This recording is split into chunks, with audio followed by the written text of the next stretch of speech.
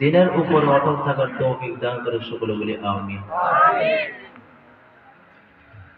আলহামদুলিল্লাহ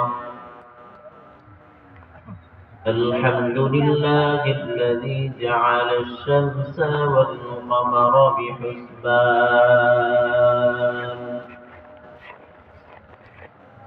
والنجم والشجر يسجدان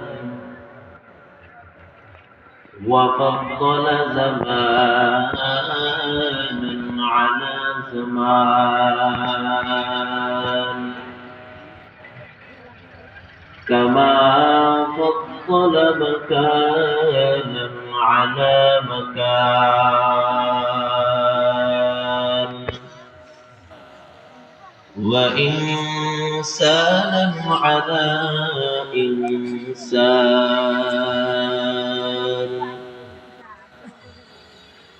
ونشهد أن لا إله إلا الله وحده ولا ند له ولا مثيل له ونشهد أن سيدنا وسندنا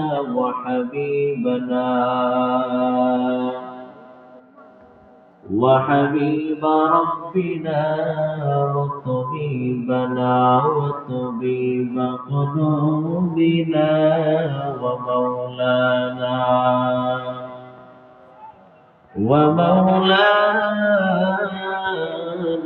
محمدا عبده ورسوله صلى الله تعالى عليه وعلى آله وأصحابه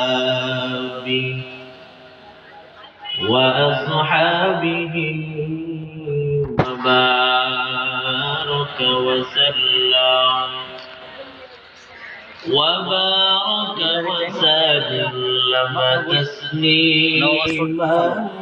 تسليما كثيرا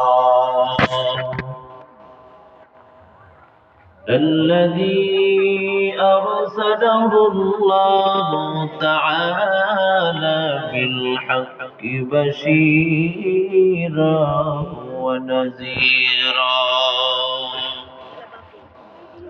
وداعيا إلى الله بإذنه وسراجا منيرا